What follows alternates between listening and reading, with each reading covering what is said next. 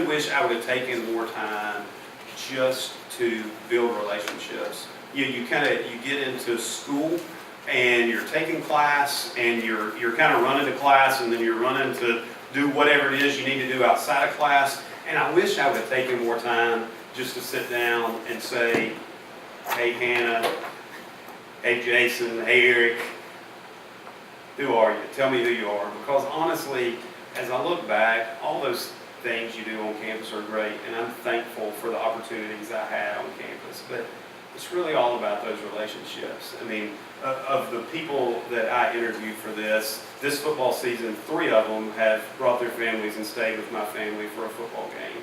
That's what it's all about. And we don't talk about, you remember that time at SGA.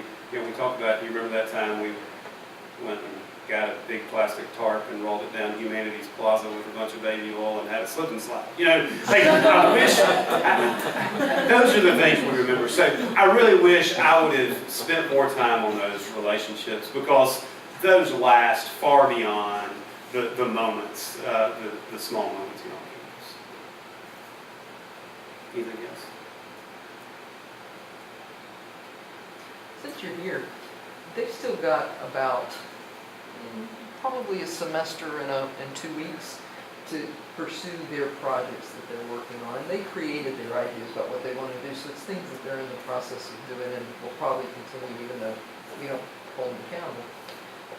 Here on campus, what would you suggest were some of the ways that you've got other people on board with your ideas? Because I think that's where they are, is how do I secure these ideas for the future when I'm not here?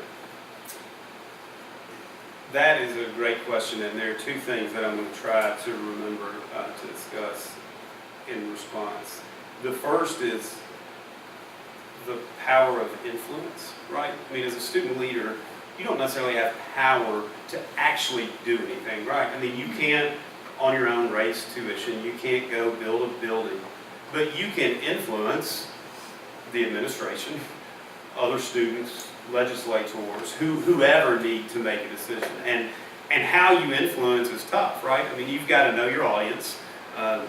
If I were SGA president today, I would talk to Chancellor Davenport about an issue. Maybe the same I would talk to a group of students in Fraternity Park or a group of students in a residence hall.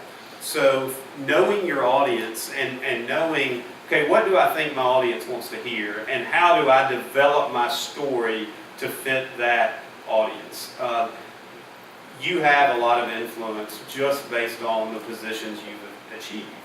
And so, figure out how to use that influence in the settings where you are. Part of it is you've got to identify who the best audiences are to present whatever these projects you've come up with. So figure out the best audiences and figure out, what is it? What's the end game that they want to hear? What's going to be the sell? And that's always tough. I struggle with that. A lot of what I do is jury trials, and I find out the day before who's in the potential jury pool.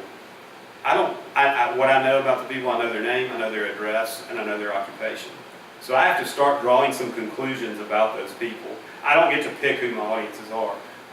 You get to pick who your audiences are on some of these things. So choose that wisely and really be cognizant of how do I present the information to them in a way that's going to get them to buy in. Now, the second part of that is, I think you're alluding to some of these things these students are going to work on aren't going to be accomplished by May 15th or whenever graduation is. I believe that whenever I was on campus, 21 years ago, that there were probably a lot of students who came along before me that did some really cool things that let me have some wonderful opportunities. Chris Whittle is a great example. Chris Whittle funded scholarships. He was a former student leader. He funded scholarships. I was fortunate enough to receive one. He did something that left an impact for people who came behind him. There were students who, in the 40s, decided we needed a university center that is no longer there. But they decided that that was an important thing for the university. They did what they could to ensure that that was built, and it was a place where I spent a ton of time as a student. My freshman year, I'll date myself. If you wanted to have an email address when I was a freshman at the University of Tennessee, you had to go to the library and find a librarian to help get one assigned to you. There's a great story about this. Peyton Manning goes to the library to get his email address assigned, and he juxtaposes his name and his password. Peyton's email address when he was a student at UT was PattyPie, which is what his mom called him, PATYPIE, at utk.edu.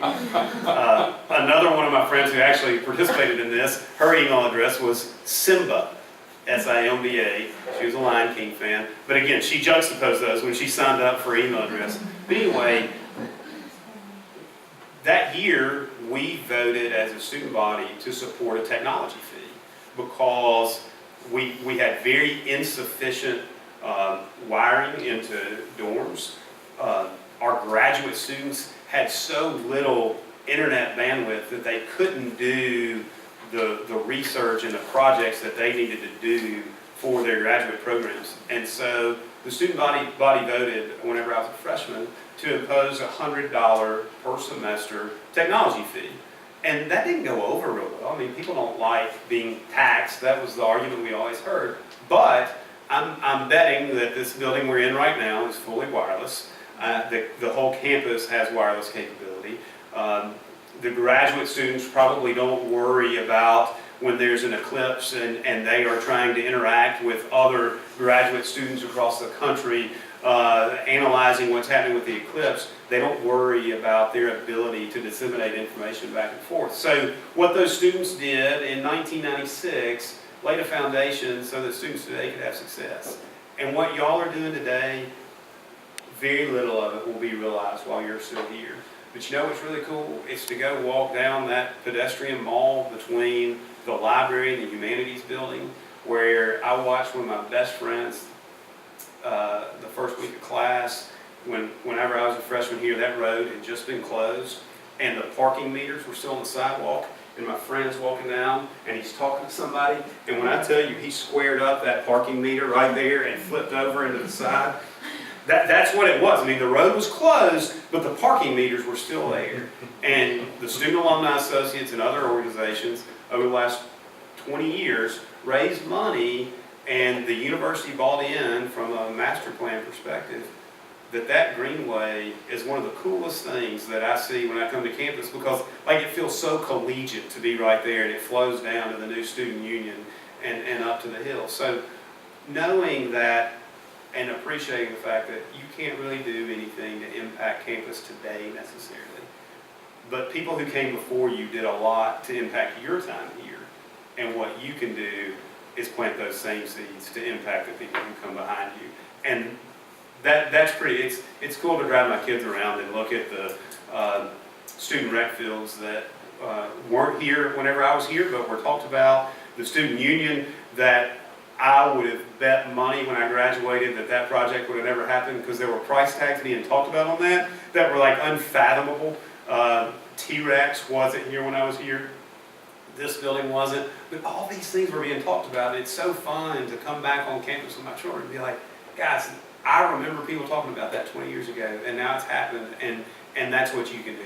You can plant those same seeds for the people who will come after you. And we have to fast forward and backward forward that statement you just made, because when you came in 1996 here as a student, I believe that's about the time the Student Government Association started working toward having rec fields and the student union.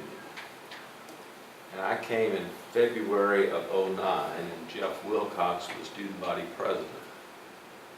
And he came to my office in the first week with these PowerPoints on the rec fields and showed who and what had been proposed and been rejected for the rec fields for all those years. And he said, we need to get started on those now. But he's building on top of what you did and as student body president, and some of those before you did. And the second point he had was we need a new, what he called University Center, but we now call the Student Union.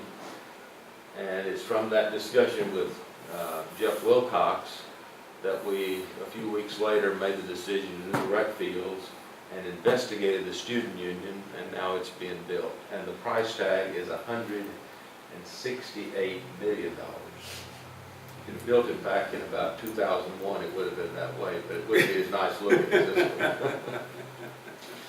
Well, and the point is that you weren't the person who came up with either of those two ideas, were you? No, I was not. But you were the person who had an inspired vision, that somebody inspired that in you to keep it going, and you inspired the next one to eventually make that kind of change. It's Must have easier. been an oath they had to sign. No, it's a shared vision of what their notion of what a student That's experience it. should be. And in the grand scheme of things, it does create that kind of a commitment that you just feel like it's you. It's different for college students because it's harder to keep a shared vision across generations, actually. That's, as an insider, as a student affairs person who sat there, student affairs folks can squelch students' goals and ideas really sometimes easily because of that turnover. And it creates an even bigger need to be able to focus on that notion of having a modeling the way so that people see what it means and why it's important to do something, to be able to see a shared vision and then actually buy into it in a way that they're willing to give a little bit of their own skin and blood to make it at least continue to live when you're not there. You may not need to have accomplished, but you at least need to continue to live. And just to go back over it, one last piece, one of the key things that we talk about is overcoming obstacles as a leader. This is an example of you may not be able to overcome the obstacle of this getting done, but you can pass literally the torch in such a way that eventually it will. So if you want to make big things happen, these are the things that you can learn here on a real micro scale that then turn into something larger to figure out how to do the exact same thing with your career. Because that's what you're being encouraged to do. You go from a 4-year, how do I be part of everybody working towards something, to now, how do I create it for myself? Thank you. Anybody else? Any other questions for the prod? And I'm maybe just think about impressed that turkey. I think we're This all... many of you are here on the Tuesday before Thanksgiving. When I emailed everybody the questions, I said that clearly they tried to find which one sucker would